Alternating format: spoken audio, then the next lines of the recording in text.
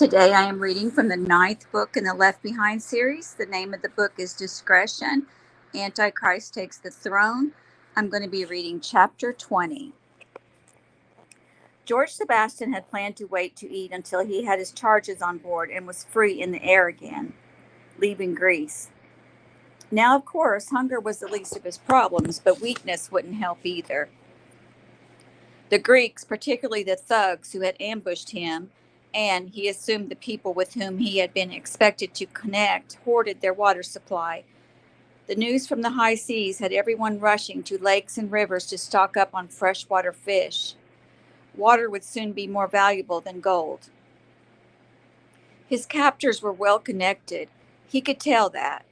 After they drove more than 40 minutes north, then about 20 east, if he still had his bearings, they plowed through softer soil, and he heard leaves and branches brush heavily against the jeep. It sounded as if the vehicle he had appropriated was still behind him. George was grateful for his training, which had included blindfolding and mock torture. He had been astounded at how helpless he felt, even when he knew his own people were in charge. To be bound and blind, even knowing you weren't going to die, was a dreadful, sickening, fearful thing. He had been allowed to get hungry and thirsty, and the most harrowing part was being left alone long enough for his mind to play tricks on him. Back then, he knew he was still in California, not far from San Diego, not far from home, but his timekeeping techniques, his mind games to keep himself calm and sane, quickly dissipated with the passing of the minutes, and the young, strong, healthy recruit began imagining it had been hours. He wanted to take what he had learned from that trauma and use it in this one, but he hated to even recall it. Having no resource had been the worst. George had been considered one of the most creative and innovative soldiers in his platoon. When they were dropped into the middle of the woods 30 miles from base, wearing only shorts and boots, he was always the first one back. He could improvise, find his way based on shadows, foliage, and intuition. He knew how to protect himself from the sun, to keep from walking in circles, somehow a common malady for people who had lost any sense of direction. But being left in a dark room without so much as the sound of one other person breathing, no muffled sounds outside of officers or fellow recruits gossiping about how long he'd been there, that had been true torture. Though he had quickly freed himself from the bindings, he could not free his hands from each other, but he was able to stand and walk, getting a measure of the room, helping time pass by, remembering songs and poems and birth dates and special occasions. But when he ran out of all that and began losing count after 2 hours, he had been tempted to call out, to tell his fellow GIs that he had had enough, that he got the point, that it was time to return him to normal. But who did that, other than the weaklings and washouts? He had to face that he too wanted to cry, to scream, to beg and plead, to kick at the wall, to ask if they hadn't forgotten him. He had succumbed to the temptation at long last to make noise, so at least if he had been forgotten, they would be reminded and could save face by pretending it was all part of the drill. He remembered what it was like to be hungry and thirsty and desperate, but there had always been that fail-safe. Deep in the recesses of his fast unraveled mind had been the knowledge that this was training, this wasn't real, there was no real threat to his life and health and mind. No one was going to inflict permanent injury. No one would threaten his new bride. Nothing would happen to his parents. His superiors had trained the men in basic transitional meditation, which most of them passed off as something for weirdos, druggies, and holy men from the East. Yet George had seen some benefit to thinking beyond his consciousness, or at least trying to. Even back then, even before becoming a believer in Christ, he didn't want anything to do with any religious aspects of mediation. But he did long to transcend his life, to reach a point beyond himself, to be able to park his senses and emotions on a plane where would be safe from the threat of mere mortals. It hadn't worked long then, and that was what he feared now. This was the real thing. While he regulated his breathing and told himself not to think about his hunger and thirst, They were things he could not blot from his mind. The more he tried, the worse they invaded. He was nudged along in the night, no light whatever, peeked through his blindfold, but the butt of a rifle as much as he tried to catalog all the information he could remember since the girl had clumsily frisked him and he had been jumped. His overriding emotion was shame. No, he had not been the one who got the teenagers caught, along with anyone helping them. But while the assignment excited him, he had not treated it like a military operation. Back in the Negev, that was war, pure and simple, except when they had been surrounded by superior firepower and it went from armed conflict to no fair.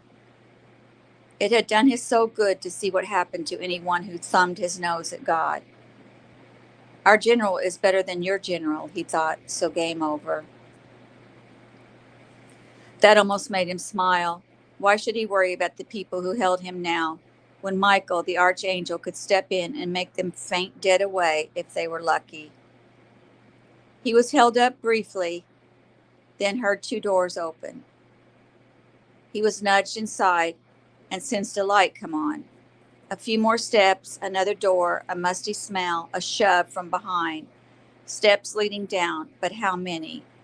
He started carefully, feeling with his foot, but he was bumped again, rushed his feet, hoping he would come to the bottom before he lost balance and failed. George didn't know how far he might tumble down those wood stairs. The best he could do was tuck his chin to his chest, clamp his eyes shut as tightly as possible, and draw his knees up to his chest. He counted 2, 3, 4 stairs, then hard-packed dirt. His momentum carried him a couple of rolls, and the whole way down he expected to hit a wall, or who knows what, with some part of his body.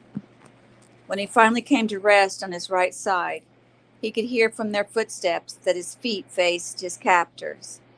He kept his knees drawn up and feigned more pain than he had. He groaned slightly and did not move. He waited until steps drew close to him, then thrusted out both feet with all that was in him. No one on his base could do squats with more weight, and no one could touch him in leg presses. Had he been able to see the man before him, he could have broken both his legs. But his thrust had found purchase on only one of the man's legs. The man cried out, something giving away in the knee, it seemed to George. The man went flying and rolled his weapon clattering. "Idiot," the other man said, and George heard the girl stifle a laugh.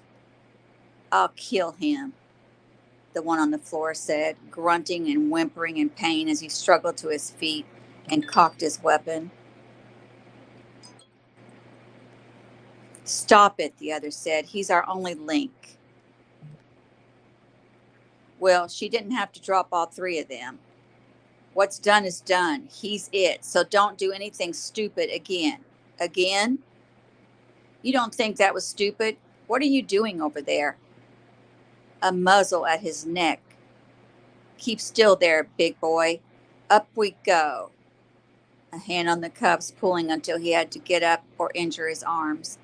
He was led to a chair and pushed back onto it. He had the impression only 2 of the men and the girl were downstairs with him. Footsteps upstairs. He tried to slow his breathing so he could hear. The one upstairs was talking, but no one was responding. He was on the phone talking about the car, probably to the clerk who had lent it. Then he said something about the plane. George decided it would serve him right if they shot him right there. He had treated this assignment like a game, and now had exposed the entire tribulation force. And if these men had any credibility, the others in Greece had been killed. Cigarette smoke blown in his face. Please, he thought. These people had seen too many movies. Maybe cataloging their gaffes would help. Someone squatted next to him. He assumed the second one down the stairs. The other would be wary for a while. "We can make this hard or make this easy," the man whispered, and George couldn't help himself. He pressed his lips together hard, but he couldn't keep from giggling. He wanted to ask if they were going to try good cop, bad cop too, but he had resolved to say nothing. "We know who you are, Mr. Sebastian. And George lost it. He laughed aloud, knowing what the next line had to be. "We know who you work for." Trying to keep from laughing only made it worse, and he sat there, shoulders heaving, squealing to keep from gawking. He took a black backhand directly to his mouth, spitting his upper lip against his teeth. George was almost relieved when that sobered him. He wiped his mouth on his shoulder, tasted blood, and spat. At least he wouldn't get himself killed for being unable to stop laughing. When the man said he would cut to the chase, trying to make it sound normal with his thick accent, George almost laughed again. But his stinging lips were swelling, and he had a hunch that would be the last of his pain by the time this was over. "All we need to know is where we can find your people. Your information proves correct. You are free to go," as if they wouldn't kill him for not having the mark of loyalty. "We have them narrowed to the United Carpathian States." George cocked his head over so slightly that had surprised him, and he didn't mind it showing, because he knew they would think he was shocked that they knew. It was no secret Tyson Ben Judah would soon be on his way to Petra, so why did they care about anyone else? "You might be more surprised by how much we know. Rosenzweig is no threat as long as he stays in the mountains. His assistant we know to be Cameron Williams, who illegally transmits over the internet material subversive to the global community, a crime punishable by death. We know there is a mole connected to the Judites somewhere within the GC, and the pilot who has disguised himself as a GC officer has pushed his luck too far. He has been linked with another Williams identity, who also passed himself off as GC and temporarily freed 2 rebel prisoners. We have reason to believe a former guard at the buffer, now AWOL, may be connected with these people." George wondered if they had made the connection between Ming Toy and Chang Wang. Maybe the fact that she had been married and now has a different last name would delay that realization. It would be only a matter of time, of course. Chang had to get out of New Babylon. George's captor sounded as if he believed George was surprised by how much they knew. In fact, the opposite was true. Apparently, they had never connected the crash of the Causey 2 with the Tribulation Force, and no one knew it had been empty. More smoke in his face. "So you just tell us where to look, and when you are proved trustworthy, you go home to your family." Most ironic of all, George would not have been able to give away the Tribulation Force if he wanted to. For his own safety, Rayford had told him only to fly Marcel and Georgiana to a Kankakee, Illinois airstrip, and that would meet George there. Whether George accompanied them to the safe house, wherever it was, or flew on home to San Diego, would have depended on timing, weather, and any suspicion that might have arisen over whether the GC were on to him. The man near him tried the next strategy in the hostage taker's guidebook. He laid a hand gently on George's shoulder and whispered, "All we need is a specific location. No one knows where we got it. You go free and everybody's happy." The man had been so full of cliches that George was tempted to answer with one of his own, a bloody split to the face. But if there was one thing he knew well, it was that apathy was more offensive than resistance. As long as he resisted, his captors knew they were getting to him.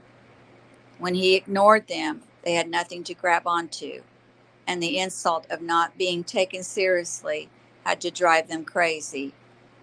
Ironically, George had learned that from his wife. He didn't mind when she argued with him, but when she gave up and said she didn't care, that got to him. Disengaging, he knew, was a cruel strategy, and he employed it now with a vengeance. He didn't shake his head, he didn't try to kick, since he had shown a modicum of surprise over the man's asserting that he knew the Tribulation Force was in the local region. George had barely moved a muscle. The man had to wonder if he was even listening. In fact, he wasn't. To keep from even the temptation of responding nonverbally, George began reciting silently the books of the Bible, then his favorite verses, then his favorite songs. The Greek nudged him with his weapon, and George didn't want him to think he had dozed off. He raised his chin. Well, what will it be, Sebastian? You're refusing? At least say no. Tell me you've chosen not to say anything. You just want to give me rank and serial number? We already know your name. Come on, not even that. Chang monitored all the various feeds inside as he continued to listen to the Carpathia meeting recording. Most alarming was a list directed to Suhail Akbar that informed him of all the AWOL GC employees his department was aware of. Chang found his sister's name and deleted it, but he knew he might have been too late. How many knew that she was his sister? Perhaps not even Akbar. Moon had known, and Carpathia himself had known. Chang could only hope that such details stayed below the Potent's radar level. He knew what could come of it. Yes, he appeared to be loyal, even to the point of the mark, but if investigated, how long could he keep his parents and his sister out of it? Now wasn't the time, but one day soon he would have to raise the issue with Rayford Steele. He believed he could monitor the palace and GC headquarters from the safe house. In the Carpathia meeting, someone responded to Nikolai's new emphasis on the Jewish question with a question of his own. Does this mean you no longer want disc recordings of our beheadings? Oh no, that remains a more than enjoyable pastime. And you know I no longer require sustenance or rest. I am able to take advantage of unlimited time while others eat and sleep.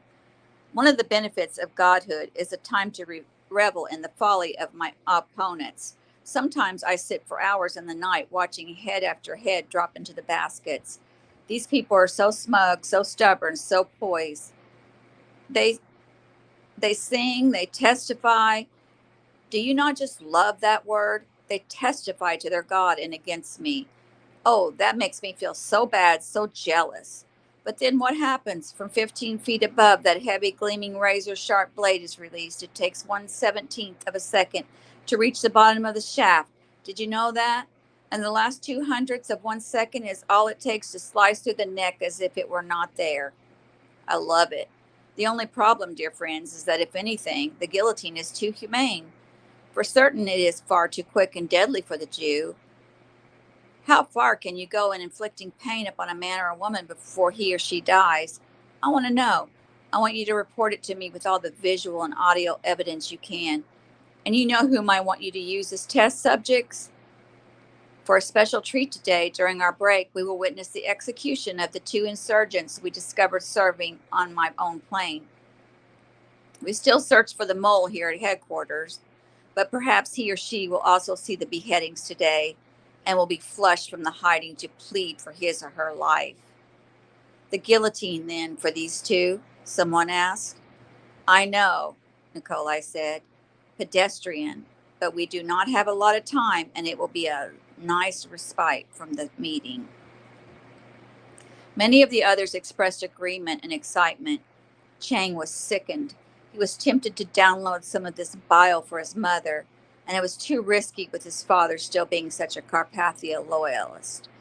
He held out a modicum of hope for them both, having not heard whether his father had followed through yet on his taking the mark in their own region. Until he was able to convince his mother and get to his father with hard evidence, he was persuaded that his father would turn him in a heartbeat if he thought Chang was subversive. Rayford called a meeting of the 3 remaining original members of the Tribulation Force, plus Tyson, in Tyson's study. I hope we're talking about who's going to Petra with Dr. Ben Judah, Chloe said. We are, Rayford said. Among other things, Tyson looked deep in thought as they settled in. You all right, Doctor? Troubled, I confess, the rabbi said. I should not be surprised, but it seems we have come to a crossroads. I know we will lose more and more as we head toward the end, but it seems as if our tenuous bit of safety is unraveling fast. It is, Rayford said. We know George can't give us up, but beyond pointing them in the direction of Illinois, but I don't think he'll do even that. Neither do I, Buck said. They're not going to get a thing out of him. Except perhaps his life, Tyson said, sighing. What are we going to do about our new friends? Chloe said. That's one of the reasons we're here, Rayford said. It seems to me as exciting and encouraging as it is to discover these wonderful new brothers and sisters. Your escapade was reckless and could have cost us everything. Chloe shot him a double take and looked as if she'd rather argue with him as her father than have to respond to him as head of the Tribulation Force. All due respect, but I didn't know what stratospheric detection could tell the GC. Shouldn't we all be told that kind of stuff? How were we to know you would venture out on your own? Last time, I discovered the new safe house, and look what has come of this foray. You're lucky what came of it, Rayford said. What if they had been GC or just lowlifes? We'd have lost you, probably the safe house, and thus our whole reason for being. I'm sorry, but now we have people we can help and who can help us. Did you think about sensitivities, Chloe, such as maybe they don't want to move to our building, even though it would provide infinity more safety and advantages? Maybe they don't want to become part of the Tribulation Force. They have been self-governing and self-sufficient up to now. Maybe they don't want to be used for dangerous missions, using aliases and all that. They do want to move here, Chloe said. They do want to help with travel and assignments. But you're right, they want to maintain their own organization. They're comfortable with each other, and while they would like to have Dr. Ben-Judah involvement, Enoch is their pastor, and they want it to remain that way. So, Rayford said, all the benefits of the Tribulation Force, but none of the responsibilities. Oh, they'll pay, Chloe said. They'll work, they'll travel. They'll exchange all kinds of things for food and necessities, just like any other co-op members. It's not like they should owe us rent on a building we don't own. They've made a point about not answering to us. No, I'm making that point. Is it a requirement that they be subordinate to you? That's not it at all, Chloe. We just don't have time for squabbles, lack of organization, confusion about responsibility. Tyson held up a hand. These are wonderful brothers and sisters, Captain Steele. I believe they will be a vibrant addition to the building and that we should take it a step at a time. See how it works while you and I are gone. I would not recommend using anyone new on this trip. Chloe shook her head. It's already been decided that it's you and Tyson. No. What's the point of a meeting about it if... I said no, Chloe. Yes, Tyson and I are going, but others will go. Me included, I hope. Rayford stared at her. I might have hoped the same before you risked exposing us. Chloe stood. I don't believe this, she said. The co-op can't go on without me. Buck can't watch Kenny. Rayford looked to Buck, not wanting to be parental when Chloe's husband was right there. Careful, Chloe, he said. Daughter or not, there's protocol. Buck reached up and took her hand. Don't talk yourself out of an interesting assignment, he said. I'm not looking for interesting, she said. I'm looking for crucial. How does Greece sound, Rayford said. And she said, I'm going to Petra with Tyson. I'll have a new look and a new name. As soon as the GC recognizes that I'm not Buck, we're guessing their attention will be on Tyson anyway. We need another flyer for insurance over there. So Abdullah will go. I wanted you and Hannah to go to Greece. You're the least exposed people who have at least until we know for sure whether the GC still suspect Hannah and the others from the plane crash being at large. You would be less suspicious and threatening being a woman. Who would fly us? If we can get the logistics done, Chang will have a GC plane delivered to Crete. You two and Mac would split off there and head into Greece, while Tyson and Smitty and I go to Petra. You'll be posing as GC, and it'll be dicey without the mark. Mac will trail you and keep an eye on you. Also posing as GC. Ideally, we want at least one of you to talk your way into overseeing the Sebastian situation for the senior cabinet. How long will it take them to catch on to that? Chloe said. It would work only as long as you made it work. We all need to get with Zeke for new identities, papers, looks, All but you anyway. I don't think anybody knows what you look like. But how do I explain giving such an assignment to someone who pulled Captain, Chloe said. Let me do it to prove myself. On instructions from the safe house in Chicago, Chang began building dossiers on everyone traveling to Crete, then to Greece or Petra. Rafer's height and weight and a close enough birth date were entered, along with identification that showed him to be a brother to Abdullah Smith's phony persona. Both would pose as Egyptians in full regalia. Fortunately, Abdullah had not shaved for nearly 2 weeks, and he would craft his long stubble into a goatee, which Zeke would tinge gray. Rayford would have his skin chemically darkened, allow a mustache to grow thick and dark, and wear glasses with small round lenses. Taking advantage of Hannah's dark coloring, Zeke was transforming her into a New Delhi Indian rather than a Native American. Chloe could go as she was, but with a new name and Canadian roots. Mac was the challenge. He would be easily recognized as Carpathia's former pilot, so his coloring was altered to eliminate his freckles and the hint of his red hair. He would also be issued glasses, but would have to rely on bluster as a GC commander with a new name to throw off his unzealous clerks. The biggest advantage you all have, Chang wrote Rayford, is the disseminated state of the GC around the world. We are so understaffed, ill, and dying that maintaining strict security has become virtually impossible. Fortunately, in many areas, there are surplus vehicles, except in Israel, of course. Once everything was in place in the computer, Chang listened to more of Carpathia's meeting while composing a nuanced, he hoped, message to his mother.